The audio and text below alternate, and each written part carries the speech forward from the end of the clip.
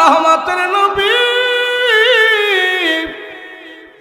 আমি নওজোয়ান যুবক, আমার কাছে দুনিয়ার কোনো কিছুই ভালো লাগে না। রাসূল গো, আমি মরার পরেও আপনার পাশে থাকতে চাই, মৃত্যুর পরেও আপনার কাছে যেতে চাই। নবীজি, আপনি মৃত্যুর পরে যেন আপনার পাশে আমি থাকবো এমন একটা ব্যবস্থা করে দেন। এমন মুহূর্তে যখন তারা বসে আছে, এই মুহূর্তে আল্লাহ তাআলা জিবরাইল আমিনকে দিয়া কোরআনের একখান আয়াত আমার নবীর কাছে নাজিল করে দিয়েছে। ওয়ামাই ইউতিল্লাহা ওয়ার রাসূল ফাউলাইকা মাআল্লাযিনা আন'আমাল্লাহু আলাইহিম মিনান নাবিয়্যিনা ওয়াস-সিদ্দীকিন ওয়াশ-শুহাদা'i ওয়াস-সালিহিন। আল্লাহ এই আয়াতের ভিতরে 4 প্রকারের ভিআইপি মানুষের কথা বলেছি। ওই 4 প্রকারের ভিআইপি মানুষ জান্নাতুল ফেরদাউসের ভিতরে একসাথে বসবাস করবে। 4 প্রকারের ভিআইপি মানুষ আল্লাহ জানাই দিছে। ভিআইপি কারা দুনিয়াতে আর ভিআইপি কারা জান্নাতে, এই আয়াতের ভিতরে 4 প্রকারের ভিআইপি মানুষের কথা আল্লাহ নিজে ঘোষণা করে দিয়েছে। রাসূল গো, তারা জানায় দেন জান্নাতের ভিতরে 4 প্রকারের ভিআইপি মানুষ একসাথে বসবাস করবে। ওয়ামাই ইউতিল্লাহা ওয়ার রাসূল, যারা আল্লাহ এবং রাসূলকে ভালোবাসে, আল্লাহ এবং রাসূলকে দিল দিয়ে মহব্বত করে, নবীজিকে মহব্বত করে, আল্লাহকে ভালোবাসে, এদের ভিতর থেকে যারা আল্লাহ রাসূলকে ভালোবাসে তারা জান্নাতের ভিতরে 4 প্রকারের ভিআইপি মানুষের সাথে বসবাস করবে। দুনিয়াতে এমপি মন্ত্রীরা হলেন ভিআইপি, দুনিয়াতে বড় বড় অফিসাররা হলো ভিআইপি।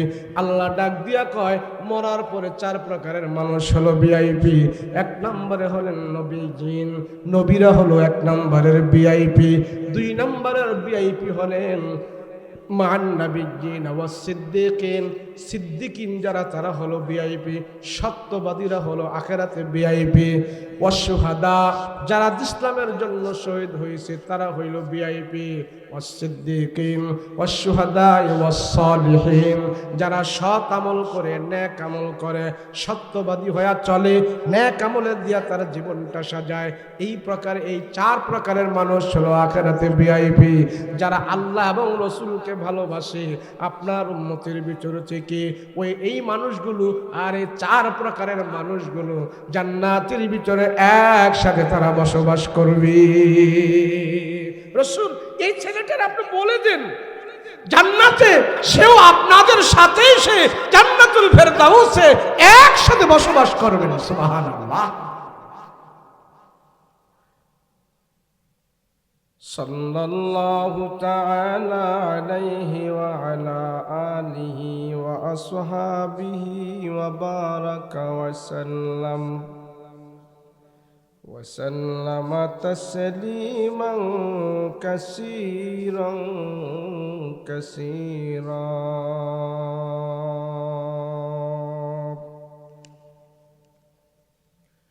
अल्लाह दिल दे जो तेरे इश्क के गर हो,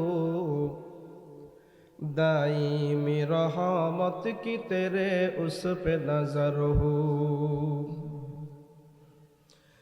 अल्लाह दिल दे जो तेरे इश्क के गर हो, दाईमी रहमत के तेरे उस पे नजर हो।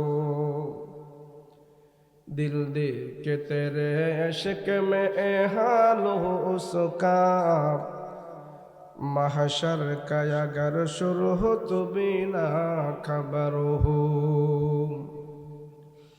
मादर दो जहाँ गैर खुदा यार नदारीम, मादर दो जहाँ गैर खुदा यार नदारीम, जुजियाद खुदा ही चेदे गुणकार नदारीम, जुजियाद खुदा ही चेदे गुणकार नदारीम। मायूस नहीं अहल ज़मी अपने खता से, तो कदीर बदल जाती ही मुझ तर के दुआ से। अल्हम्दुलिल्लाह।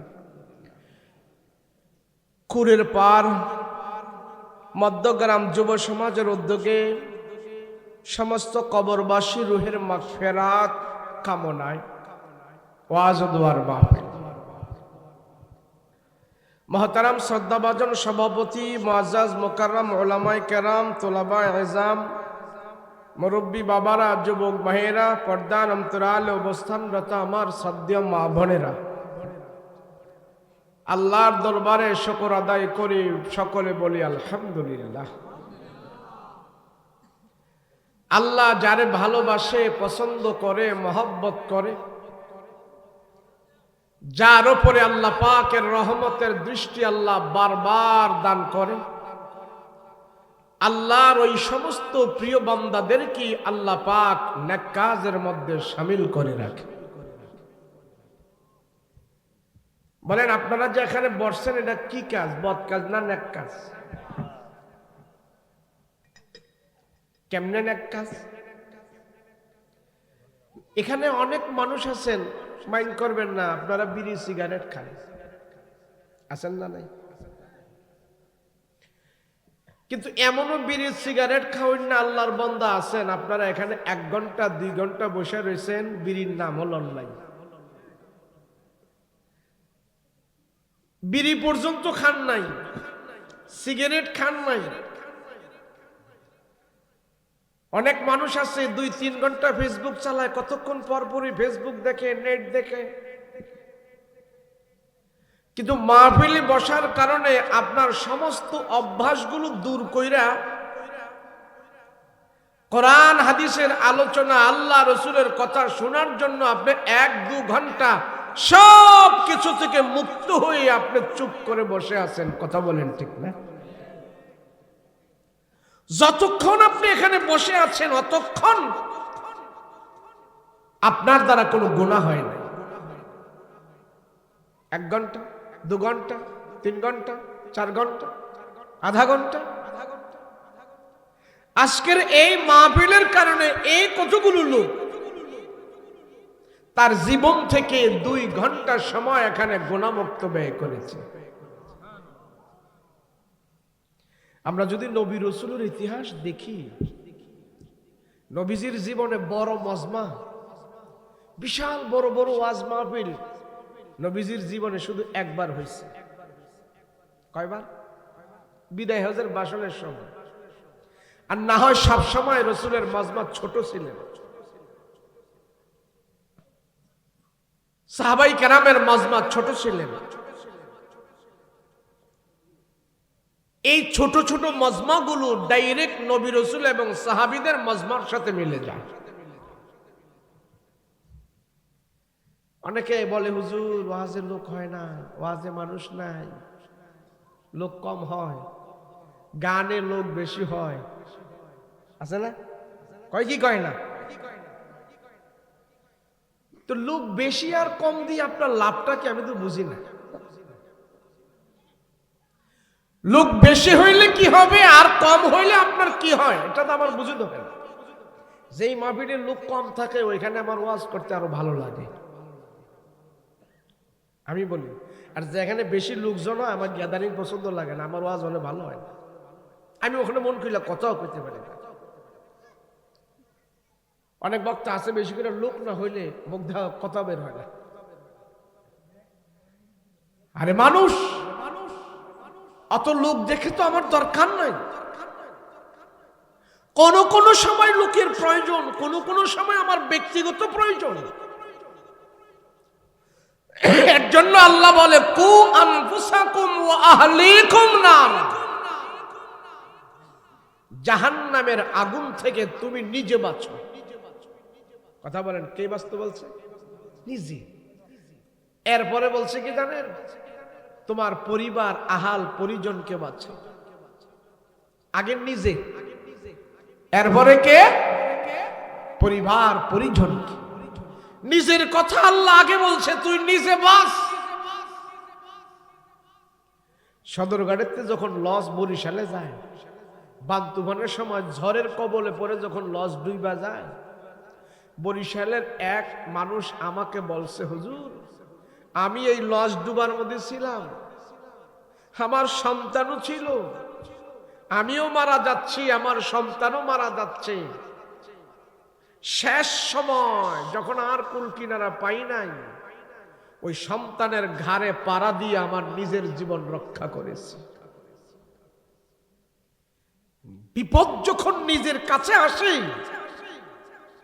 দুনিয়ার সব কিছু তার কাছে তুচ্ছ মনে হয়, তার নিজের জানটাই তার কাছে সবচেয়ে বেশি মনে হয়। এর জন্য আল্লাহ কয়, তোর নিজে আগে বাঁচ।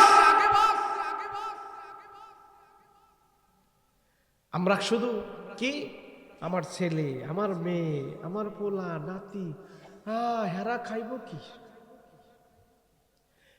নিজে তো অনেক কিছু করেছি, তাদের জন্য কিছু বাড়ি গাড়ি করব, তাদের জন্য অনেক কিছু করব, আমার নাতি বলবো, আমার ছেলে বলবো, আমার কথা স্মরণ করব।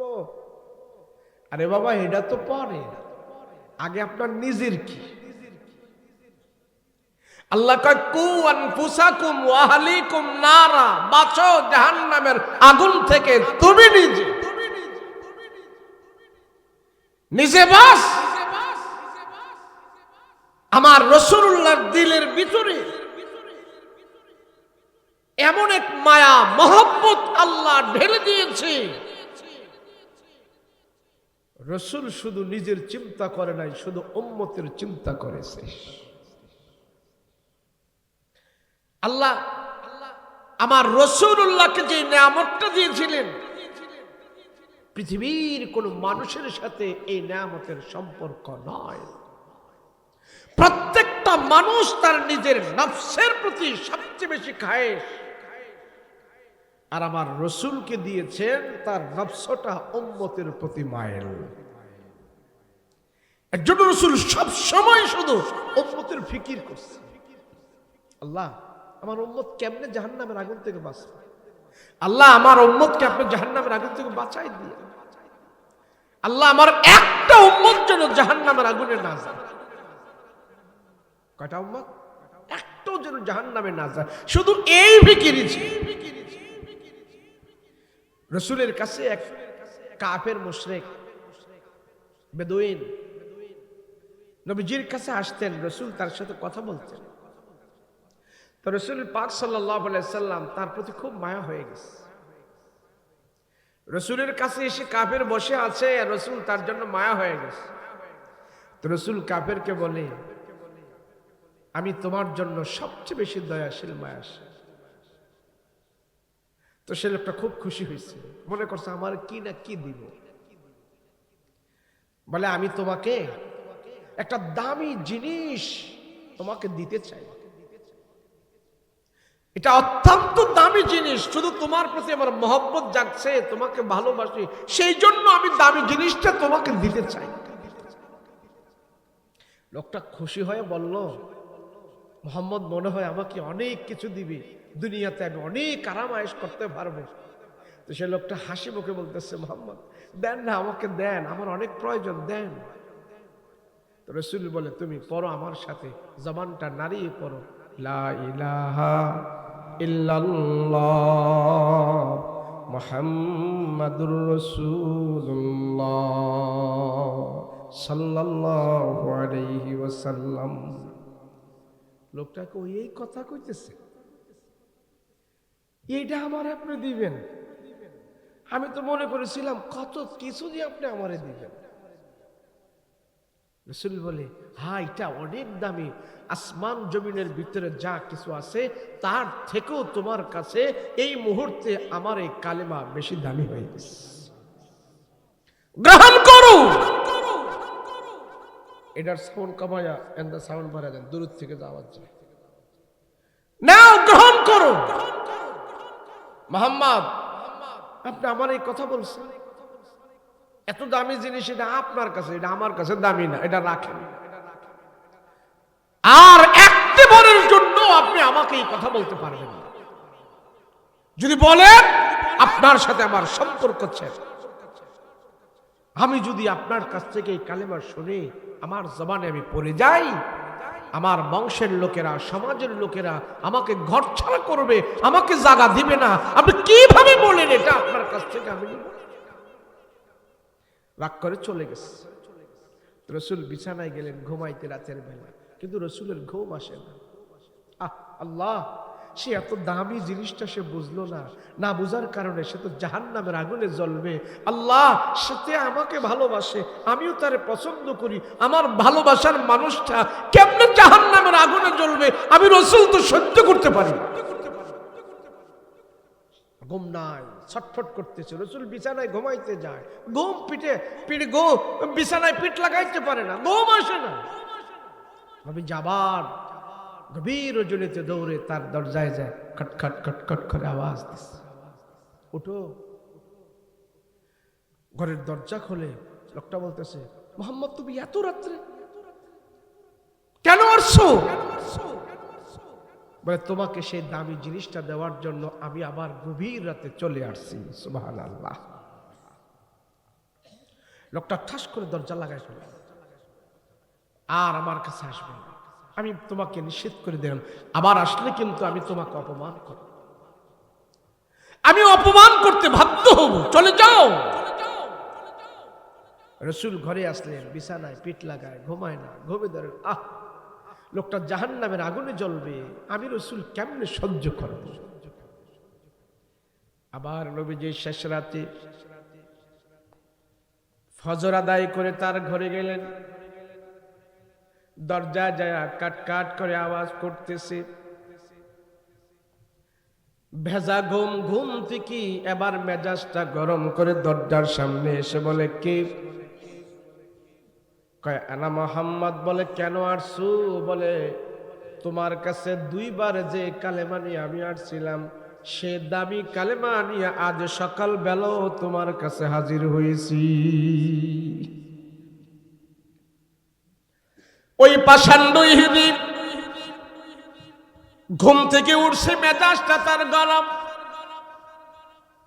সাথে সাথে আমার পয়গম্বরের গায়ের ভিতরে তারা হাত দিয়ে আঘাত করলেন। হে মোহাম্মদ, তুমি এত নির্বোধ কেন? বারবার তুমি আমার কাছে আসো, আমি নিষেধ করেছিলাম আমার কাছে আসলে তোমাকে আমি অপমান করব, তোমাকে আমি অপবাদ করব, তুমি আবারও আমার কাছে আসছো, সেই জন্য আমার ওয়াদা অনুযায়ী আমি তোমার গায়ের মধ্যে আঘাত করে দিয়েছি, এবার তুমি যাও, কোথায় যাবে তুমি যাও। এই কথা বলে ইহুদি ঘরের দরজা লাগায়া, বেদুইন ঘরের দরজা লাগায়া ঘুমে আসি, আর আমার নবী তার দরজার সামনে দাঁড়িয়ে দাঁড়িয়ে কান্না করতেছি। নবীজি চোখের পানি ফেলে ফেলে কান্না করতেছি। সকালবেলা মানুষেরা দিক দিয়া যায়, আর দেখতেছি নম্র ভদ্র মোহাম্মদ আব্দুল্লাহর বেটা মোহাম্মদ এখানে দাঁড়িয়ে দাঁড়িয়ে কান্না করতেছি। কারণ কি? কারণ কি?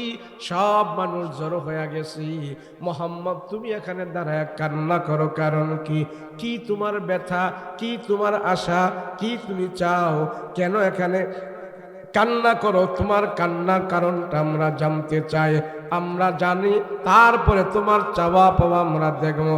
তুমি বলো, কেন এখানে দাঁড়িয়ে দাঁড়িয়ে তুমি কান্না করো, কারণ কি? কেন কান্না করো বলো? আমার নবী রাহমাতুল লিল আলামিনের চতুর্পার্শ্বে মানুষ জড়ো হয়ে গেছে। নবীজির কান্না দেখে সবাই চতুর্পার্শ্বে গ্রাও দিয়ে আছে, মোহাম্মদ বলো, কেন তুমি কান্না করো? নবীজি কোনো কথা কয় না, চুপ হয়ে আছে। মানুষের আনাগোনা শুনে ঘরের ভিতর থেকে সে পাষাণ্ড ইহুদি বের হলো, বের হয়ে বলতেছে, মোহাম্মদকে আমি মেরেছি, সেই জন্য আমার মায়ের আঘাত খায়া ব্যথার কারণে মোহাম্মদ আজকে এখানে কান্না করতেছি। যাও, তোমরা সবাই বাড়িতে চলে যাও। লোকজন বলে, ব্যাপারটা কি? তোমার ঘরের সামনে মোহাম্মদ আসার কারণে তুমি মারবা, কারণটা কি? বলে, আমি তারে এমনে এমনে মারি নাই, 2-3 বার নিষেধ করেছি, তারপরেও আমার কাছে আসছি, সেই জন্য আমি তার গায়ে আঘাত করেছি।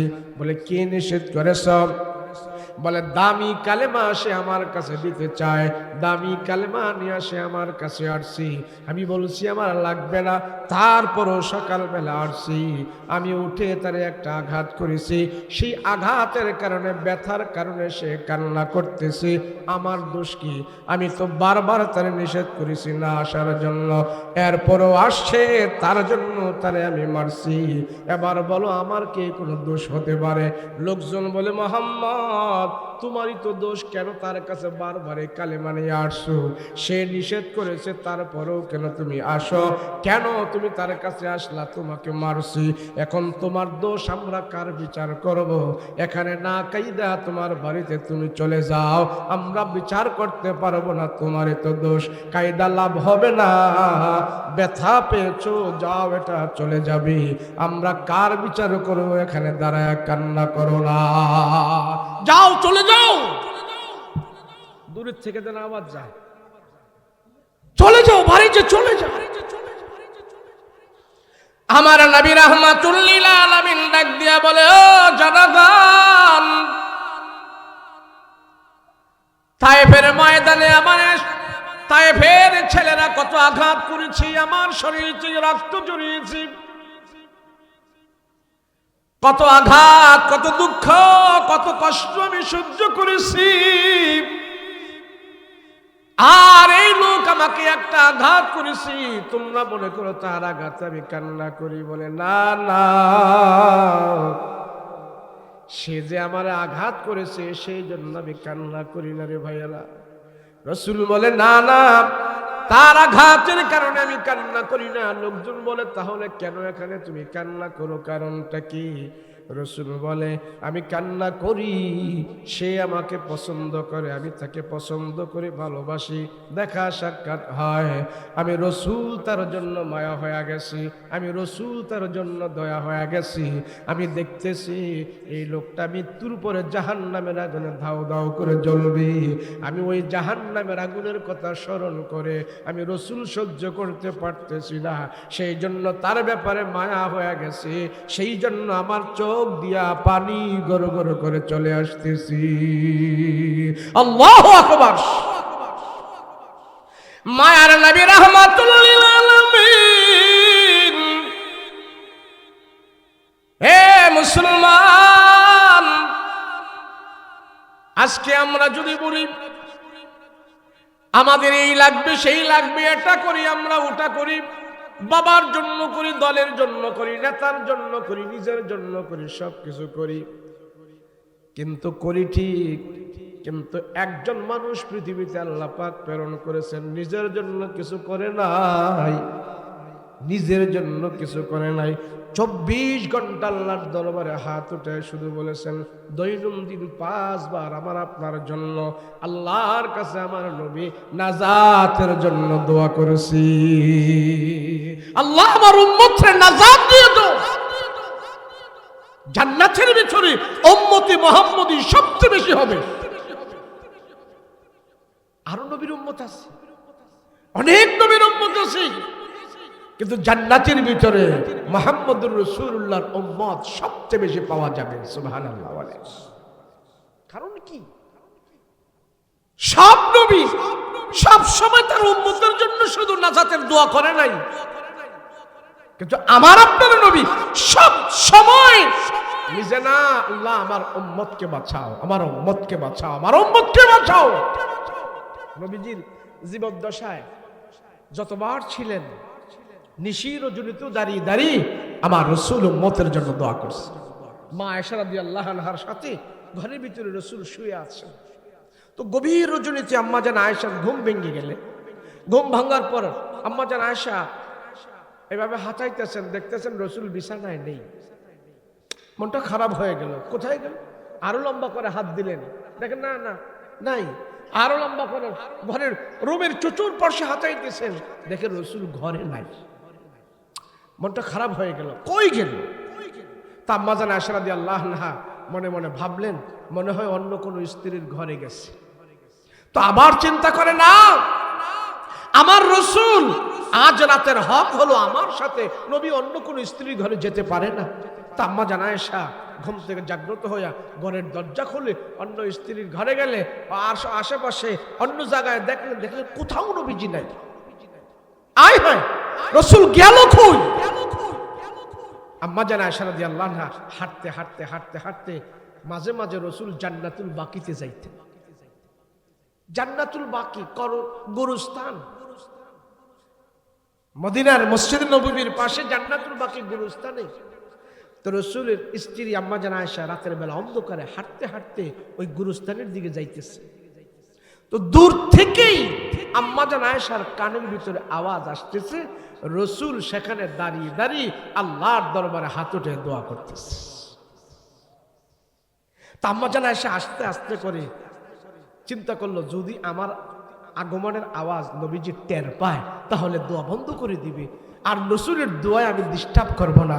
তো আম্মা জান আয়েশা রাদিয়াল্লাহু আনহা আস্তে আস্তে আস্তে আস্তে করে আমার রাসূলের পিছনে যে দাঁড়াইলেন, আর দাঁড়ানোর সাথে সাথে আম্মা জান আয়েশার কানে এই আওয়াজ আসতেছে, আল্লাহর কাছে রাসূল দোয়া করতেছেন, আয় আল্লাহ, আবু বকরের মেয়ে আমার স্ত্রী আয়েশা, আয় আল্লাহ, আমি গভীর রজনীতে তোমার দরবারে দোয়া করতেছি, আমার স্ত্রী আয়েশাকে তুমি মাফ করে দিও, আল্লাহ তুমি মাফ করে দিও। আম্মা জান আয়েশার নিজের কানে শুনতেছেন নবীজি হাত উঠে আল্লাহর দরবারে দোয়া করতেছি, আম্মা জান আয়েশাকে যেন আল্লাহ পাক ক্ষমা করে দেয়। আম্মা জান আয়েশার মনটা অনেক ভরে গেছি, আনন্দ, দিলের ভিতরে আনন্দ। আম্মা জান আয়েশা আবার আস্তে আস্তে করে ঘরের ভিতরে চলে আসছি, যেন রাসূল আমার আগমনের খবর টের না পায়। যদি টের পায় তাহলে রাসূল দোয়া বন্ধ করে দিবে, আমার জন্য দোয়া করতেছে, বন্ধ করা যাবে না। আম্মা জান আয়েশা ঘরের ভিতরে এসে দরজা লাগায়া আবার মতন আয়েশা ঘুমায়া রইছি। মুসলমান ভাইরা রে আমার, আল্লাহর নবী রাহমাতুল লিল আলামিন নবীজি জান্নাতুল বাকি থেকে দোয়া শেষ করে যখন নাকি ঘরের ভিতরে আসে, ঘরের দরজা রাসূল খুলে গেছে। এসে দেখি ঘরের দরজা লাগানো। আল্লাহর রাসূল ঘরের দরজার ভিতরে আওয়াজ করে টাক টাক করে আওয়াজ দিলেন। ঘরের ভিতর থেকে আম্মা জান আয়েশা ঘরের দরজা খুললেন। দরজা খুলে বলে, ইয়া রাসূলুল্লাহ, ঘরের ভিতরে আসেন। নবীজি ঘরের ভিতরে যাইয়া মা আয়েশার মুখে চোখে দেখতেছেন আনন্দ। আম্মা জান আয়েশা হাসতেছি, দাঁত মোবারক বের করে হাসতেছি, আনন্দ, চোখে মুখে আনন্দ ফুটে উঠতেছি। আল্লাহর রাসূল বুঝতে পারতেছে না ব্যাপার কি, আয়েশা এত আনন্দ করতেছে কারণ কি, আয়েশার দাঁত মোবারক বের করে আয়েশা হাসতেছে নিশির রজনীতে, কারণ কি? আল্লাহর রাসূল বলেন, আয়েশা, আমি কোনো বুঝতে পারি নাই, এত গভীর রজনীতে তুমি কেন হাসতেছো, এত আনন্দ, এত খুশি কেন, কারণটা কি বলো, তুমি আমার কাছে বলো। আম্মা জান আয়েশা বলে না, শুধু দাঁত মোবারক বের করে হাসাহাসি করতেছি। আল্লাহু আকবার। এরে ভাইরে, একটু দূরত্ব দেন, আওয়াজ যায়, আমি কয়বার কোন লাগে। আম্মা জান আয়েশা রাদিয়াল্লাহু আনহা দাঁত মুবারক বের করে হাসতেছি, চোখে মুখে আনন্দ দেখা যাইতেছে। রাসূল বলে, কেন তুমি এত রাত্রে এত আনন্দ করতেছো, এত আনন্দ পাইতেছো, কারণ কি? কোনো কথা বলে না, কথা বলে না। আল্লাহ রাসূল একটু ধমকের সুরে কণ্ঠটা মোটা করে বললেন, হে আয়েশা, কি ব্যাপার, কারণ কি? তোমার মুখের ভিতরে চোখের ভিতরে এত আনন্দ দেখা যাইতেছে, দুনিয়ার কোনো মজা পাইলা নাকি, দুনিয়ার কোনো সম্পদ পাইছো নাকি, কেন এত আনন্দ করো, কারণটা কি? আম্মা জান আয়েশা বলে, গো নবীজি, না না, দুনিয়ার কোনো মজা পাই নাই, দুনিয়ার কোনো মাল দৌলত আমি পাই নাই, আজকে এমন এক জিনিস আমি পাইছি তামাম দুনিয়া থেকেও আরো আমার কাছে দামি। কি গো আয়েশা, তুমি কি পেয়েছো? তামাম দুনিয়া থেকেও আজকে তোমার কাছে দামি এমন জিনিস তোমারে কে দিল, কই পাইলা?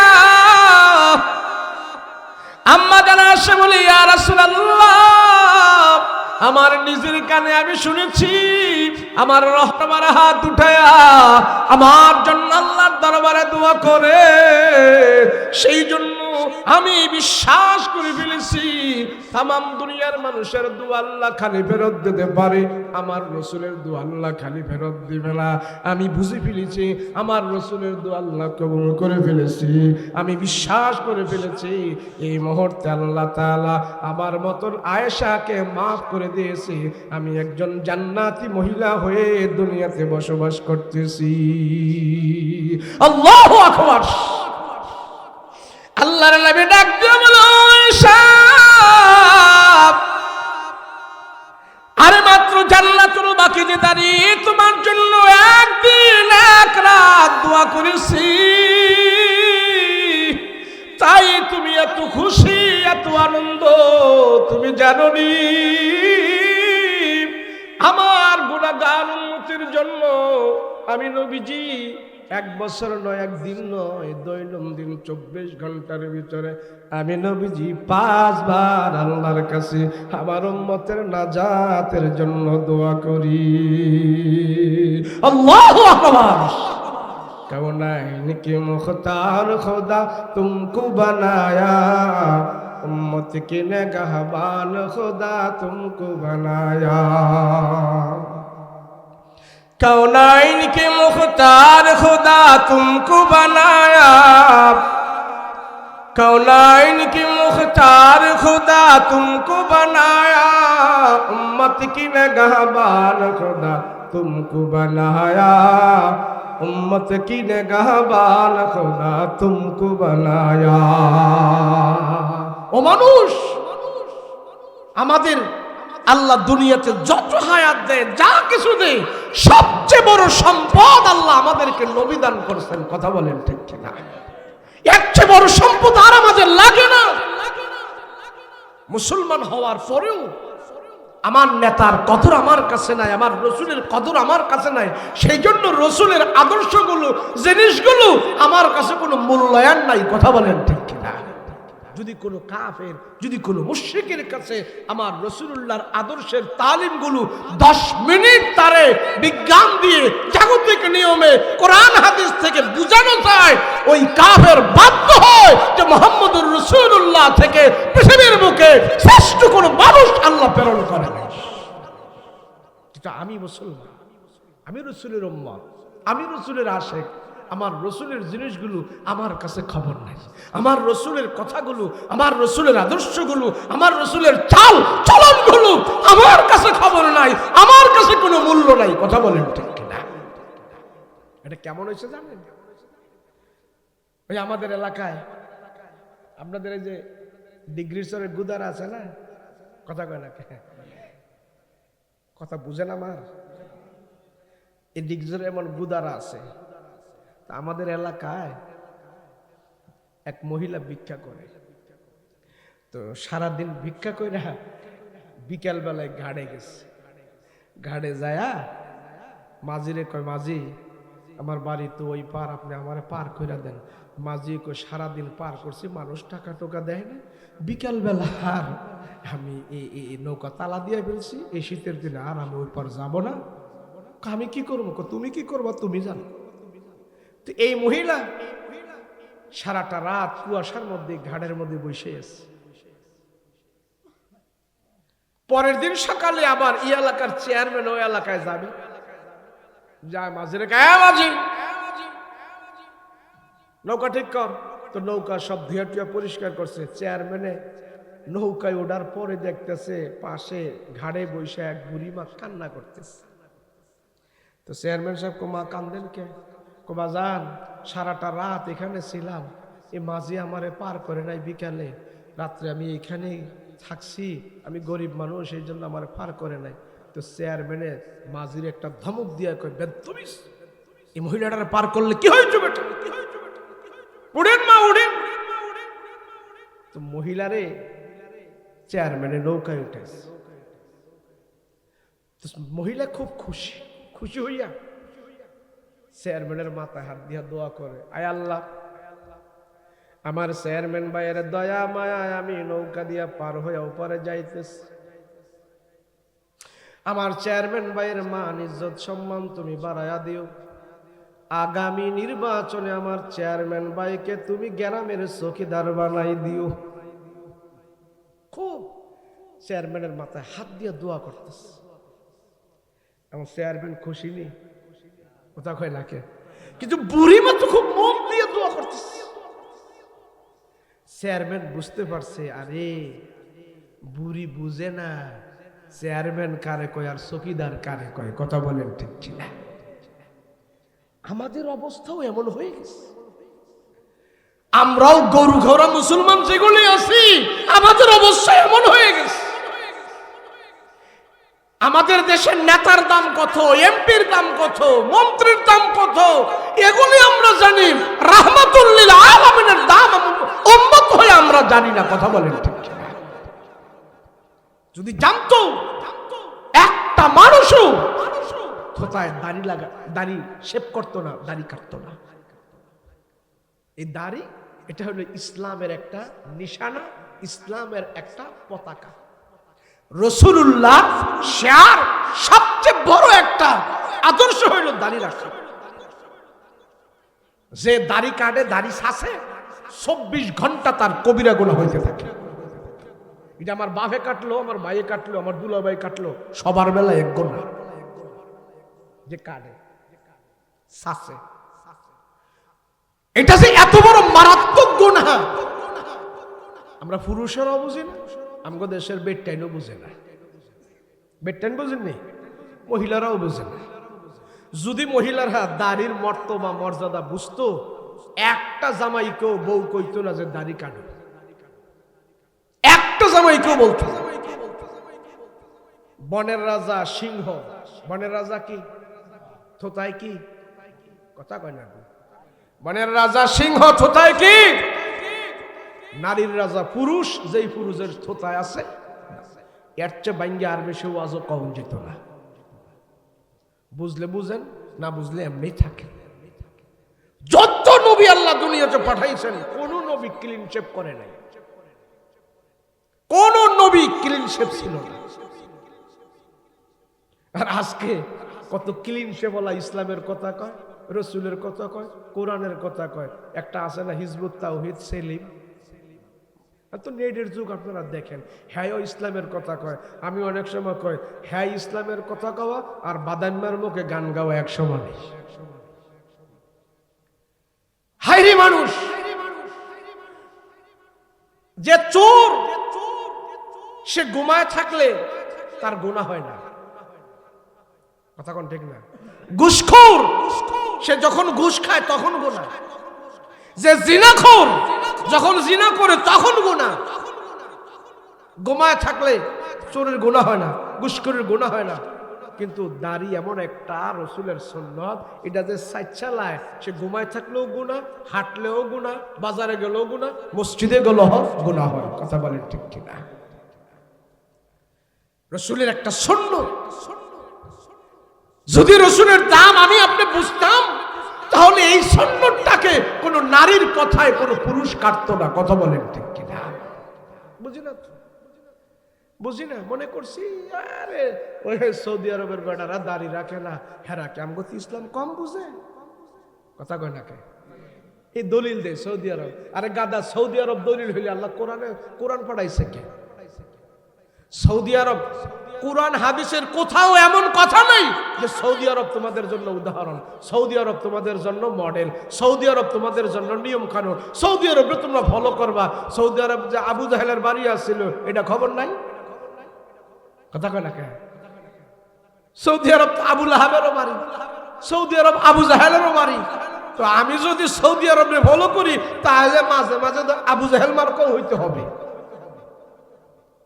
আল্লাহ আমাদেরকে জানাইছেন আমার রসুল হইল তোমাদের জন্য আদর্শ, আমার রসুল হইল, আমার নবী হইল তোমাদের জন্য মডেল। আমার রসুল যেই কথাগুলো বলেছে, আমার রসুল তোমাদের জন্য যেই থিওরি দিয়েছে, আমার রসুল তোমাদের জন্য যে নিয়ম কানুন দিয়েছে, সবগুলো দুনিয়াতেও তোমার ফায়দা, আখিরাতেও তোমার লাভ। কথা বলেন ঠিক কিনা? বুঝে মুসলমান তো বুঝে না। 1400 বছর পরে আইসা ইহুদি মুশরিক নাসারা তারা গবেষণা করতে করতে করতে করতে এখন এমন একটা পর্যায়ে গেছে, সবাই বলতে বাধ্য হয়েছে মুহাম্মদুর রাসূলুল্লাহ সাল্লাল্লাহু আলাইহি ওয়াসাল্লাম উনি একজন সুপারম্যান, আর তার সাথে কোনো তুলনা হয় না। সুবহানাল্লাহ। যাই হোক, কোরআনে কারীম থেকে আমি যে একটা আয়াত তেলাওয়াত করেছি, রাসূলুল্লাহর শানে আল্লাহ এই আয়াত নাযিল করেছেন, ওয়া মান ইউতিল্লাহা ওয়ার রাসূল ফাউলাইকা মাআল্লাযিনা আনআমাল্লাহ। এই আয়াতটা নাযিল হয়েছে নবীর কাছে। এক সাহাবী আয়েশা বলে, ইয়া রাসূলুল্লাহ, রাসূল গো, আমি আপনারে যত দেখি আমার কাছে তত ভালো লাগে নবীজি। নবীজি আমি কি করব? আমি কিছু বুঝি না রাসূল, এত ভালো কেন লাগে আপনার? নওজোয়ান যুবক মানুষ আমার পয়গম্বরের চেহারার সামনে বসে থাকে, ডানে তাকায় না, বামে তাকায় না, কোনো খেয়াল অন্যদিকে যায় না, শুধু নবীজির চেহারার দিকে তাকায় থাকে, নবীজির চেহারার দিকে তাকায় থাকে। নবীজির চেহারাটা তার কাছে ভালো লাগে। এক পর্যায়ে আমার রাসূল বলে, তোমরা যদি আমারে ভালোবাসো আমিও ভালোবাসবো, আল্লাহ তোমাদেরকে ভালোবাসবে। ওই ছোট্ট যুবক আমার পয়গম্বরের কাছে এসে ডাক দিয়া বলে, নবী গো, দুনিয়াতে আপনার চেহারা দেখে দেখে আমার পেটের ক্ষুধা আমি দূর করি। ও নবীজি, আপনার চেহারা দেখলে আমার বিবির কথা মনে থাকে না, মায়ের কথা মনে থাকে না, আমার পরিবারের কথা আমার মনে থাকে না, কোনো দিকে আমার মন যায় না। ওগো রাহমাতুল লিল আলামিন, নবীজি আমি আপনার একদম কাছে চলে আসি, আপনার শিউরে বসি, আপনার পাশে বসে বসে আপনার চেহারাটা দেখি। রাসূল, আপনার চেহারাটা আমার কাছে এত ভালো লাগে, আপনার চেহারার সামনে বসে থাকলে জীবনের সব দুঃখ কষ্ট সব আমার দূর হয়ে যায়। রাসূল গো, আমি আপনার এত কাছে।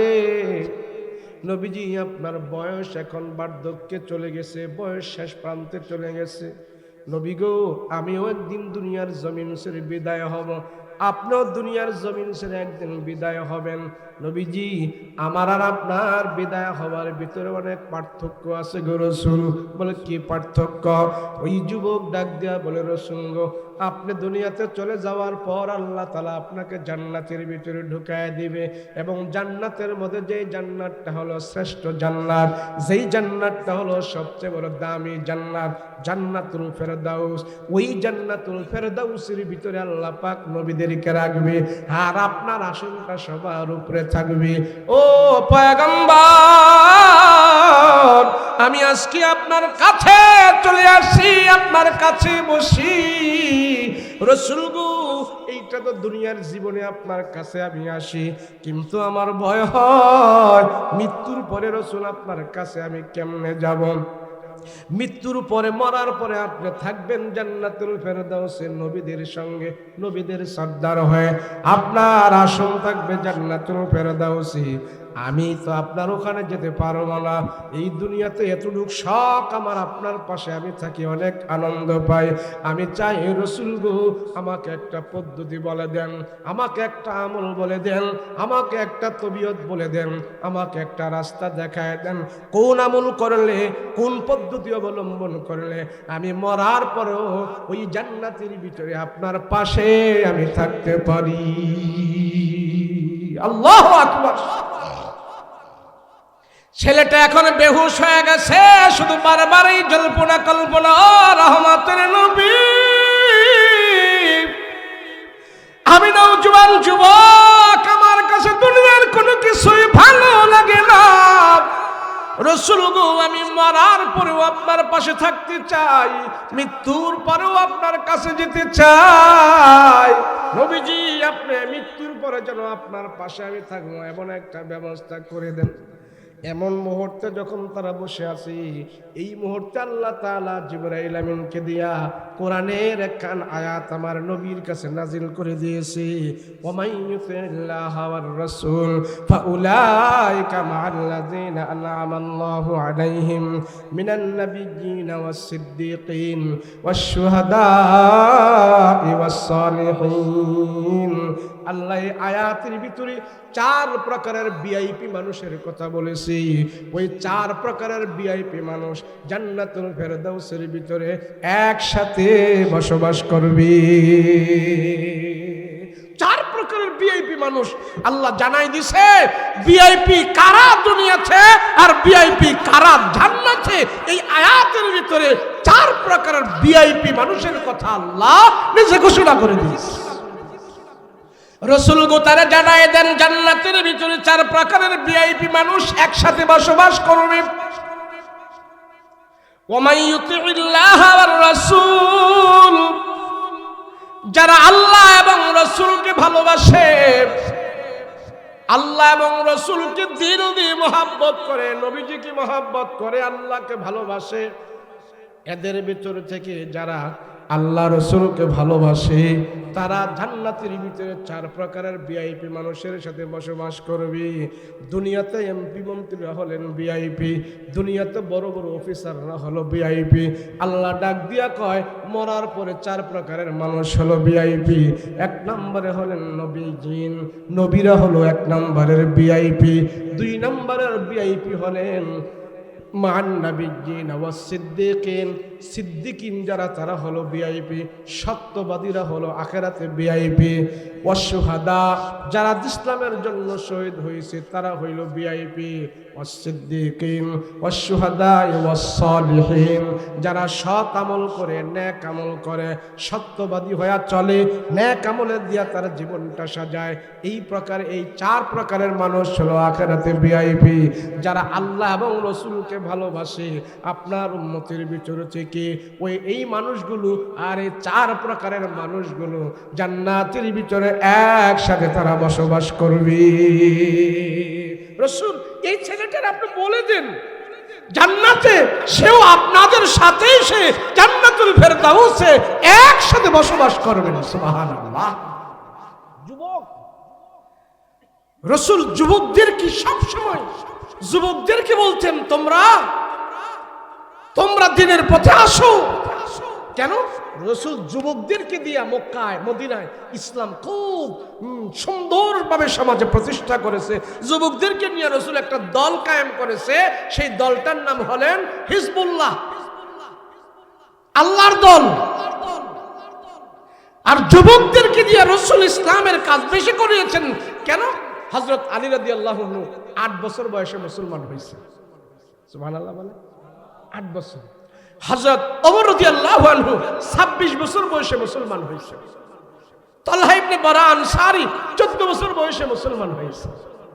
এইভাবে যুবকেরা রাসূলুল্লাহ সাল্লাল্লাহু আলাইহি ওয়াসাল্লামেরকে এইভাবে সঙ্গ দিয়েছেন, সহযোগিতা করেছেন।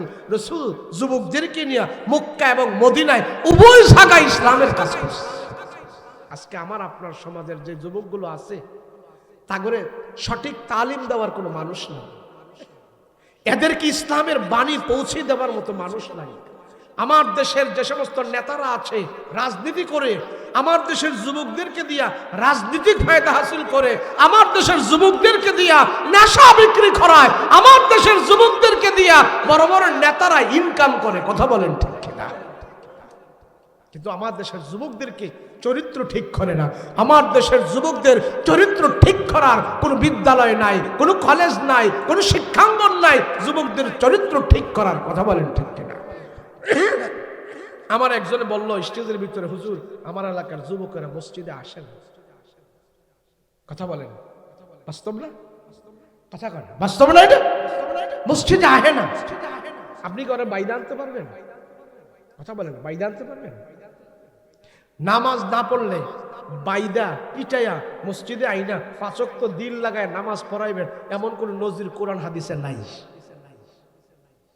পরিবেশ তৈরি করো, আসে না যে মসজিদে যুবক, সে কে? সে আমার ছেলে, আমার ভাই, আমার নাতি, আমার আমার রিলেটিভ, আমার বন্ধু, আমার ভাতিজা, আমারই তো সে। কথা বলেন ঠিক কিনা?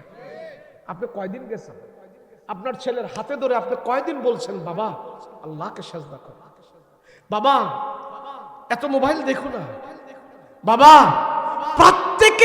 প্রত্যেকটা গার্জিয়ান, প্রত্যেকটা বাবা, তারা যদি তাদের সন্তানের হাতে পায়ে ধরে বলতো জাহান্নামের আগুন থেকে বাঁচো, হাতে পায়ে ধরে যদি বলতো আল্লাহকে সাজদা করো, খালি হুজুর এসে একদিন ওয়াজ করে মসজিদে নিব আর বাকি দিন আপনারা কিরবেন, আমাদের ওয়াজ করে আমরা চলে যাব। কিন্তু আপনি বাবা হই আপনার সন্তান এক ওয়াক্ত নামাজ কেন পড়লো না, জবাব আগে আপনিও দিতে হবে। কথা বলেন। এর জন্য আল্লাহকে কু আনফুসাকুম ওয়া আহলিকুম নারা, তুমি আগে জাহান্নামের আগুন থেকে বাঁচো, এর পরে তোমার ছেলে, আহাল, পরিবার তাদেরকেও বাঁচাও। আচ্ছা বলেন দেখি, আপনার উপযুক্ত ছেলেটা আপনার সামনে যদি একটা রিকশার তলে পড়ে যায়, ছোট্ট পোলাটা যদি রিকশার নিচে পড়ে যায়, গাড়ির নিচে পড়ে যায়, আপনি দাঁড়ায় দাঁড়ায় দেখবেন নাকি হাউমাউ করে উদ্ধার করবেন? কথা কয় নাকি? হাউমাউ করে উদ্ধার করবেন? রিকশার তলে পড়লে, গাড়ির নিচে পড়লে, ভাগ্য ভালো হলে আল্লাহ যদি মৌত না রাখে তার বাঁচার সম্ভাবনা আছে। কথা কন ঠিক না? আছে। কিন্তু আপনি নির্ঘাত, আল্লাহর কোরআন বলে, রসুল বলে, পৃথিবী যদি উল্টেও যায় তো আল্লাহ রসুলের কথা মিথ্যা হতে পারে না। আল্লাহর কোরআন বলে তোমার সন্তান নামাজ না পড়ার কারণে, তোমার সন্তান হালাল হারামের তমিজ না করার কারণে, তোমার সন্তান পাক নাপাকির তমিজ না করার কারণে, শিরিকের সাথে ঢুকে থাকার কারণে তোমার এই সন্তান 100% সে জাহান্নামের আগুনে জ্বলবে, তুমি সেটা সহ্য করবে কেন? কথা বলেন ঠিক না? আমার মেয়ে, আমাদের সমাজে আমার মা বুড়া হয়ে গেছে, আমার বউ বয়স হয়ে গেছে, আমার বউরে পর্দা করি আর আমার মেয়েটারে পর্দা করি না, ওটা চুল ছাইরা ঘুরে। কথা কয় না কে? আমার মা বুড়ো হয়ে গেছে তো দাদি খুব দামি দামি পর্দা করতেছে, দামি বোরকা পরে ঘুরতেছে, আর আমার সাবালিকা মেয়েটা চুল ছেড়ে ছেড়ে ঘুরতেছে, আর এলাকার পোলাপান দেখে দেখে শীষ মারতেছে, গুনাহ সব বাবার কাঁধে আসতেছে। কথা কও ঠিক কিনা? পর্দা তো তোমার মেয়ের, পর্দা তো 60 বছরের বুড়ির না। যে মহিলাটা 60 বছর হয়ে গেছে উনি তো পর্দা লাগে না, ওনার জুয়ানটার পর্দা লাগে। ছেলেটারে আদেশ করো, মেয়েটারে আদেশ করো। কোন কোন মহিলা আছে মনে করে যে হুজুর পর্দায় থাকলে এটা একটা আনকালচার হয়ে যায়, পর্দায় যদি মহিলা থাকে মনে করে যে একটা দাম কমা যায়। পর্দায় থাকলে দাম কমে না, পর্দায় থাকলে দাম বাড়ে। পর্দায় থাকলে কি করে, কেমনে বাড়ে? ওই আমার অনেক আগের একটা ওয়াজ আছে, আপনারা এখানে এমন লোক আছে হরিণ শিকারি করছে দেখছেন কেউ? সুন্দরবনে গেছেন এমন কেউ আছেন এখানে? আসার কেউ নাই? আমি একবার গেছিলাম সুন্দরবনে। সুন্দরবনে গেলে দেখা যায় যারা হরিণ শিকারি করে ওদের ওখানে আপনি যেতে পারবেন না, কিন্তু তাদের থেকে আপনি বায়োডাটা নিতে পারবেন কিভাবে তারা হরিণ শিকারি করে। সুন্দরবনে যারা হরিণ শিকারি করে 300 হাত দূরে যদি একটা হরিণ থাকে আর একটা মানুষকে যদি দেখে, ওই 300 হাত দূর থেকে হরিণটা দৌড়ায়া জঙ্গলের ভিতরে চলে যায়, শিকারীর সামনে আসে না। যত যায় শিকারী যারা করে খুব তীক্ষ্ণ বুদ্ধি খাটায়া যায়, এরপরে গিয়ে হরিণ শিকারি করে। আর হরিণ যদি কোন রকম মানুষকে দেখতে পায় এলাকায় থাকে না, দৌড়ায় দৌড়ায় একদম জঙ্গলের ভিতরে চলে যায়। আচ্ছা বলেন, হরিণ থাকে জঙ্গলে, চলে যায় জঙ্গলার ভিতরে, সেই হরিণের ভিতরে কি হয় জানেন? ওমা কথা কয় নাকি? হরিণের ভিতরে কি হয় জানেন না? আপনারা কোন দেশের মানুষ? হরিণের ভিতরে একটা মূল্যবান সম্পদ হয়, নাম হইল মৃগনাভি কস্তুরী। এটা না জানারই কথা, মানে জানেন কিন্তু সচরাচর তো আপনাদের এই সমস্ত বাজারে পাওয়া যায় না, এর জন্য এটা জানেন না। হরিণের ভিতরে একটা মূল্যবান জিনিস হয়, তার নাম হলো মৃগনাভি কস্তুরী। অনেক দাম, বুড়ায় খাইলে জুয়ান হয়, আর জুয়ানে খাইলে মাতাল হয়। এর নাম হইল মৃগনাভি কস্তুরী। এটা নারায়ণগঞ্জ পাওয়া যায় না, অনেক বাহিরের দেশে অনেক জায়গায় পাওয়া যায়, তা সবাই কিনতে পারে না। এই মৃগনাভি কস্তুরীটা হয় হরিণের পেটের ভিতরে। কথা বলেন ঠিক কিনা? হরিণ থাকে কোথায়? জঙ্গলে, তার ভিতরে হয় মৃগনাভি কস্তুরী, অনেক মূল্যবান জিনিস। আর আমগো দেশে এ রাস্তায় ঘুরে ঘুরে কস্তুরী কুত্তা ঘুরে আর গনে বকরি ঘুরে, এদের পেটের ভিতরে ময়লা ছাড়া আর কিছু নাই। কথা কোন ঠিক কিনা? যারা বেপর্দা হইয়া চলে, যারা পরপুরুষের সাথে রাত ধরে মোবাইল করে, স্বামী থুইয়া আরেকজনের সাথে প্রেম করে, এমন খাডাস মার্কা মহিলা যেগুলি রাস্তাঘাটে চলে, এগুলির পেটের ভিতর থেকে কোনোদিন ভালো সন্তান বের হয় না, বাটপার চিটার 2 নম্বর সন্তান বের হয়। কথা বলেন ঠিক কিনা? আর আল্লাহকে ভয় করি যে সমস্ত মহিলারা হরিণের মতন পরপুরুষ দেখলে ঘরের ভিতরে চলে যায়, চট করে ভিতরে চলে যায়, আড়ালে আসে না, দোকানে যায় ভাইয়া ভাইয়া কয়ে বাজার করে না, মেলায় যায় না, আল্লাহর ভয় করে, নামাজ পড়ে, পর্দা করে, পরপুরুষ দেখলে ঘেরের ভিতরে চলে যায়, রুমের ভিতরে চলে যায়, হরিণের মতন চট করে তার নিজেকে আড়াল করে ফেলে। এই মহিলার ঘরে মৃগনাভি কস্তুরী হয় না, তার চেয়ে আরো মূল্যবান সম্পদ আল্লাহ সেখানে শাহজালাল ইয়ামানির মতন আল্লাহর ওলি বর্তমানেও পয়দা করে দিবে। কথা বলেন ঠিক কিনা? মুসলমান, এটা আমার রসুলের আদর্শ, এটা আমার রসুলের আদর্শ। যেই সাহাবীর কথা আমি বলছিলাম, ছোট্ট সাহাবী, তার নাম হইলেন তালহা ইবনে উবাইদুল্লাহ। ছোট্ট, 14 বছর বয়স। বলেন কয় বছর? 14 বছর বয়স। সে রসুলকে আইসা এমন ভালোবাসে, নবীজির ঘাড়ের মধ্যে চুমা দেয়, নবীজির কপালে চুমা দেয়, নবীজির মাথায় চুমা দেয়। মানে একটা মহব্বত আল্লাহ তার দিলের ভিতরে ঢুকাই দিয়েছেন। এই সাহাবী উহুদের ময়দানে 70টা তীরের আঘাত তার দিলের ভিতরে, তার শরীরে খেয়েছে, আল্লাহ রসুলের গায়ে লাগতে দেয় নাই। 70টা তীরের আঘাত তার বুকের ভিতরে বিচ্ছে, পিঠের ভিতরে বিচ্ছে, এরপরও সে হাসি মুখে আল্লাহ রসুলুল্লাহকে ভালোবেসে জীবন পার করেছে। বয়স কত? বলেন না, বয়স কত? 14। লম্বা কথা। 14 বছর বয়স। আর 14 বছরের পর আবার কি করে? 14 বছর বয়সে রাসূলুল্লাহর প্রেম তার দিলের ভিতরে ঢুকে গেছে। সে নবী ছাড়া কিছুই বুঝে নাই। সুবহানাল্লাহ। তো একদিন এই বয়সে, এই অল্প বয়সেই তার কঠিন বিমারি হয়েছে। তার বিমারির কথা শুনে রসুল দৌড়ে তার বাড়িতে গেছে। নবীজি তার বাড়িতে যাওয়ার পর দেখতেছে তার শিরা বাজে না, একদম বাজে না। তো রসুল আন্দাজ করতে পারলেন, মনে হয় সে আর দুনিয়াতে থাকবে না। রসুল অত্যন্ত তার জন্য ব্যথিত হয়ে গেলেন। আল্লাহ আমার এত ভালোবাসছি, সে অসুস্থ হয়ে গেছে। তো রসুল অনেকক্ষণ তার শিওরে বসে বসে তার জন্য দোয়া করছেন। রসুল বুঝতে পারছেন মনে হয় আর সে থাকবে না দুনিয়াতে। তো রসুল তার বাড়ি থেকে যখন চলে আসবেন, তার মা বাবা সবাইকে বলল, আপনাদেরকে আমি একটা কথা বলে যাই। বলে কি? বলে আপনার এই সন্তান তালহা, সে যদি দুনিয়ার জমিন থেকে বিদায় হয়ে যায়, মনে হয় সে বাঁচবে না। যদি সে মারা যায়, রাতের বেলা মারা গেলে, যেখানে সকালবেলা মারা গেলে, রাতের বেলা মারা গেলে, যেই সময় সে মৃত্যুবরণ করে, আমার রাসূলুল্লাহকে না জানাইয়া তোমরা কিন্তু তার কবরস্থ কইরো না। সুবহানাল্লাহ বলেন না। তো রাসূল এই কথা বলে আসছে, মা বাবা ভাইদেরকে ডাক দি।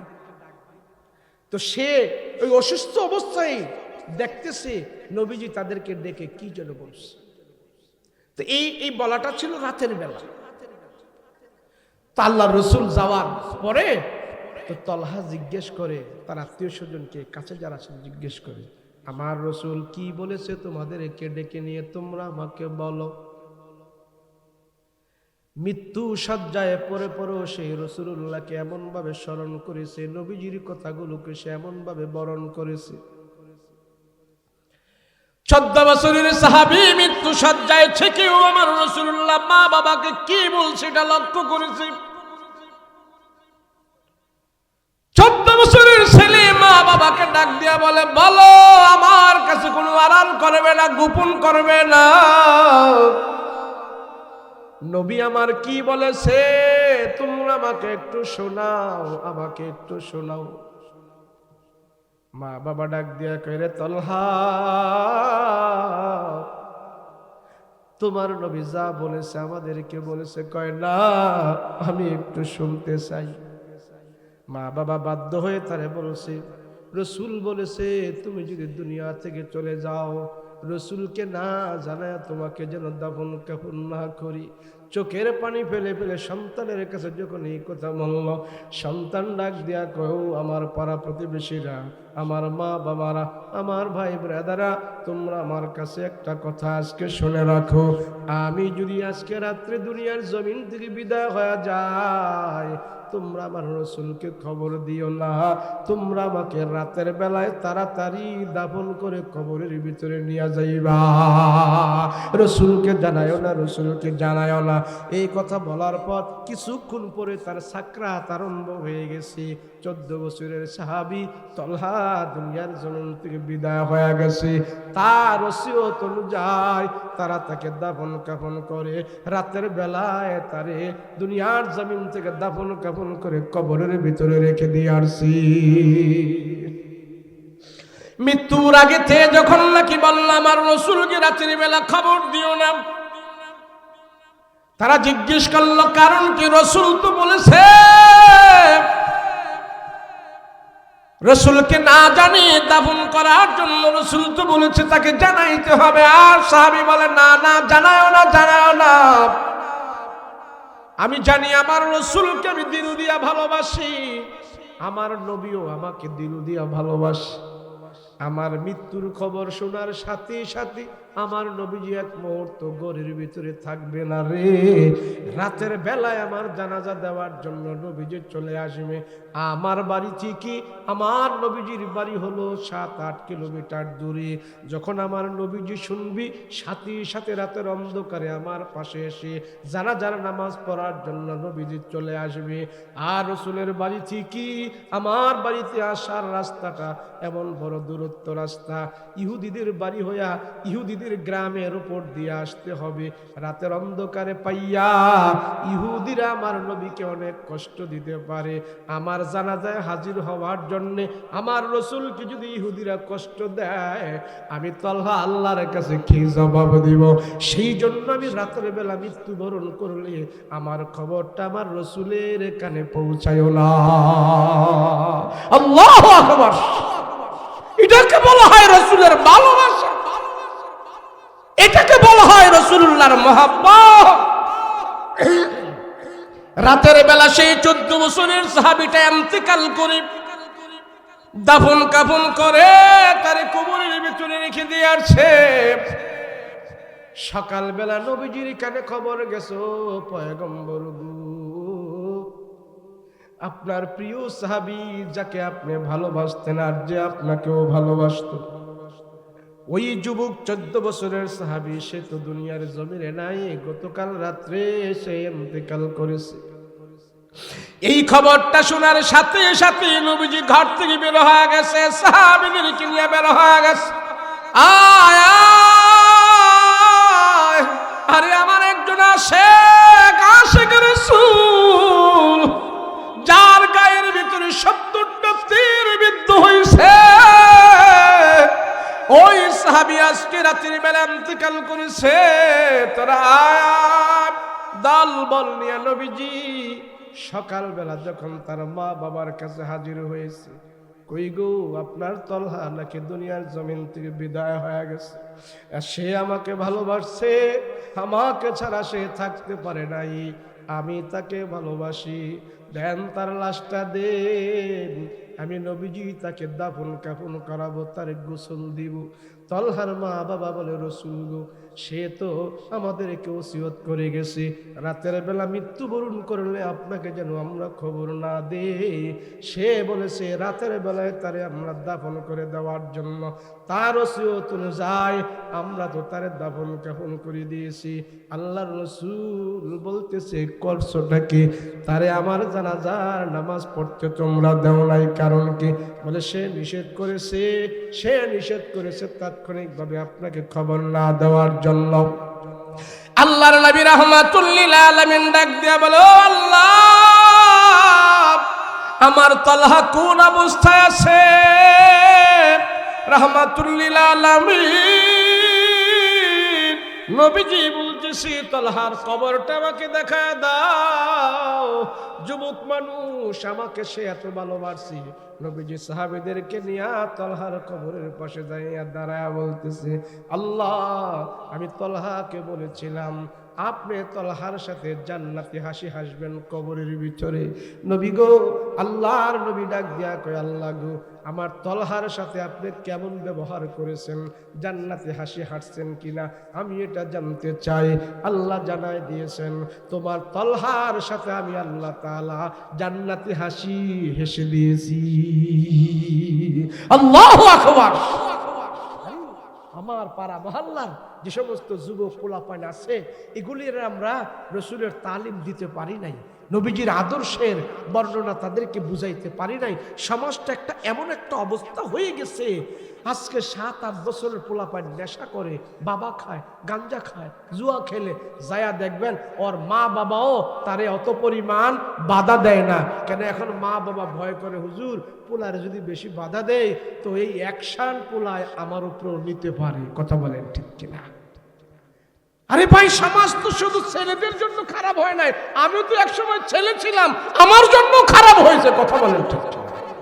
এই সমাজে বহুত নেতা আছে, নেতা, মেম্বার, চেয়ারম্যান, এই সেই তুমুক সুমুক, যা দেখেন নওজোয়ান যুবক পোলাপান দিয়া এগুলি নেশার ব্যবসা করে, ট্যাবলেট বেচায়, গাঞ্জা বেচায়, বাবা বেচায়।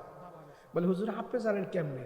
আরে ভাই, সারা দেশ ঘুরি, সারা দেশ ঘুরি, দিনেও গাড়ি দৌড়াই, রাত্রেও গাড়ি দৌড়াই, বাংলাদেশেও দৌড়াই, বাংলাদেশের বাহিরেও দৌড়াই, 5-7টা রাষ্ট্র আমি ঘুরছি। যুবক পোলাপান একটা পোলাপানও তার নিজের দোষে খারাপ হয় না, সব খারাপ হয় এই সমাজের প্রতিনিধি যারা আছে, এই সমাজ পরিচালনা যারা করে, তারাই আমার সমাজের যুবকদেরকে খারাপ করেছে। কথা বলো ঠিক কিনা? খোঁজ নিয়ে দেখেন না। জন্য আমি বলবো, আপনাদের সন্তানগুলোকে ভালো করার দায়িত্ব আপনাদের। কার বলেন না? আপনাদের। হাতে পায়ে ধরবেন, সন্তানকে বুঝাবেন।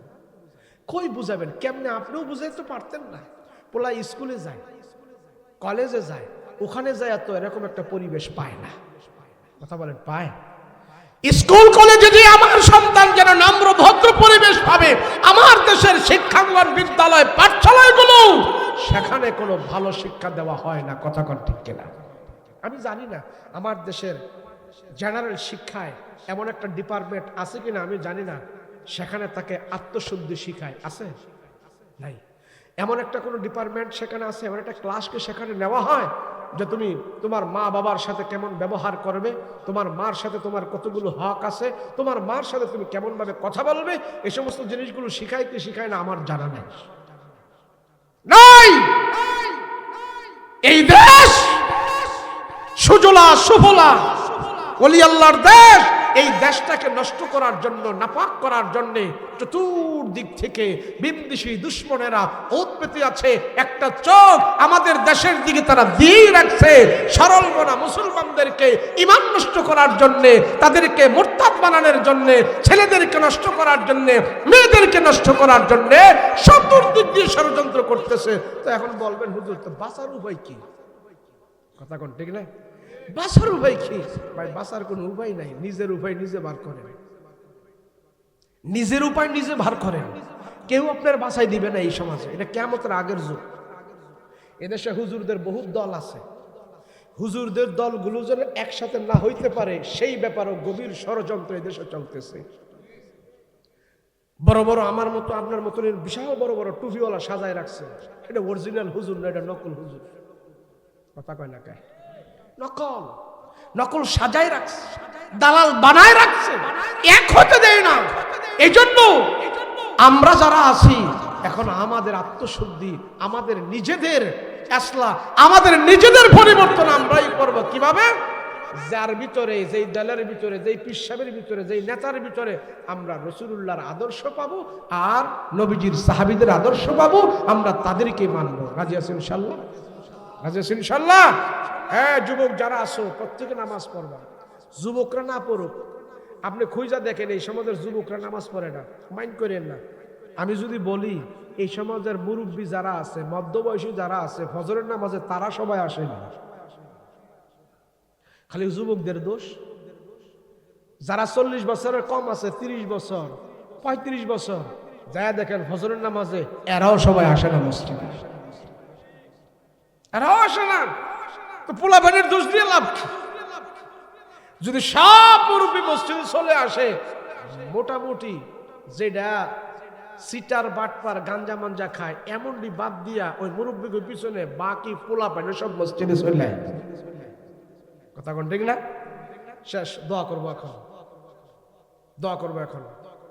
আমার দেশে চা স্টল আছে, মাঝে মাঝে আমি মুক্তক বাইন্দা চা স্টলের মধ্যে যাই। রাতের বেলা সময় পাইলে দেখি 10টা, 12টা, 1টা, 2টা, 3টা বাজো এই চা স্টলগুলোর ভিতরে বৈশা বৈশা মুরব্বীরা, পাকনা দাড়িওয়ালা মুরব্বীরা বৈশা বৈশা এরা মহিলাদের নাচ গান দেখে। আর দিনের বেলা এমন চা স্টল আছে, সব পুরোটা চা স্টল ভরপুর হয়ে আছে, লোকে লোকারণ্য। যায় দেখবেন সেখানে একটাও যুবক নাই, সব বুড়া বুড়া মানুষ। খালি সব যুবক দোষ না? এক বুড়ারে জিজ্ঞেস করলাম, ব্যাপার কি? এই চাচা, এত রাত্রে আপনি এখানে এসে টিভি দেখেন, আপনার থেকে কমপক্ষে 20 হাত দূরের টিভি, আপনার চামড়া ঢিলা হয়ে গেছে গা, চোখের ভাবার নষ্ট হয়ে গেছে গা, এই দাড়ি টাড়ি পাইটা গেছে গা, এত দূরে কি টিভি দেখতে পান মহিলাদের নাচ গান? তো চাচা আমারে কয়, বাজান আমার শরীর হাত পা সব ঢিলা ডালা হয়েছে, কিন্তু মাকার চোখটি আল্লাহ ভালো রাখছে, আমি সব দেখতে পাই। বলেন, উনি বৃদ্ধ বয়সে কি ওনার চোখ দিয়ে মহিলাদের নাচ গান দেখার জন্য কি আল্লাহ চোখগুলো ভালো রাখছিল? ভালো রাখছিল? এর জন্য নিজের চোখ নিজে হেফাজত করেন, গুনাহ থেকে বাঁচেন, হাতকে বাঁচান, সন্তানকে বাঁচান, নিজে দায়িত্ব নেন। প্রত্যেকটা অভিভাবক যদি দায়িত্ব নেয় যে আমার ছেলেকে নামাজের কথা বলার দায়িত্ব আমার, ইমানি কথা বলার দায়িত্ব আমার, তাকে আল্লাহ রসুলের কথা বলার দায়িত্ব আমার। আপনি বলেন না, মানা না মানা তার বিষয়, আপনি বলেন। পারবো না বলতে ইনশাল্লাহ? পারবো না বলতে ইনশাল্লাহ? দেখবেন আপনার এই বলার দ্বারা আপনার ছেলে যদি আপনার জীবদ্দশায় সে নামাজি না হয়, ইনশাল্লাহ আপনার মেহনতের কারণে আপনার মৃত্যুর পরে হলেও আপনার এই ছেলে নামাজিওয়ালা হয়ে যাবে। কথা বলেন ঠিক কিনা? সে নামাজিওয়ালা হয়ে যাবে। সে যদি আপনার সুযোগ্য সন্তান হয়, আপনি যদি যোগ্য পিতা হন, তাহলে সে বলবে, আল্লাহ আমার বাবা বেঁচে থাকতে আমার পিছনে কত মেহনত করছে, কতবার আমার বাবা আমার হুজুর বলছে মসজিদে আসার জন্য, বাবাই বাইসা থাকতে আসি নাই, কিন্তু কান ধরছি, বাবাই মরার পরে আমি এক ওয়াক্ত নামাজও ছাড়ি নাই। কথা বলেন ঠিক কিনা? এর জন্য আমরা নিজেরা দাওয়াত দিব। আল্লাহ আমাদের সবাইকে কবুল করেন, বলেন আমিন। দোয়া করবো আমরা সবাই সবার জন্য দোয়া করব, দেশের জন্য দোয়া করব, তাম পৃথিবীর মুসলিম উম্মাহের জন্য আমরা দোয়া করব। আল্লাহ যেন আমাদেরকে সুন্দর একটা বাংলাদেশ দান করে, আমাদেরকে যেন আল্লাহ পাক সুজলা সুফলা ইমানি পরিবেশ দান করে। আল্লাহ যেন মৃত্যুর আগে ইমান যেন আমাদের পরিপূর্ণ করে দেয়, আমল যেন আমাদের পরিপূর্ণ করে দেয়। আল্লাহর কাছে আমরা বারবার দোয়া করব। আল্লাহ সেই জন্য বারবার দোয়ার কারণে আমাকে আপনাকে আল্লাহ পাক সমস্ত বিপদ আপদ থেকে হেফাজত করে সুন্দর একটা ইমানি পরিবেশ দান করবে। কথা বলেন ঠিক কিনা? সবাই আস্তাগফিরুল্লাহ আল্লাযী লা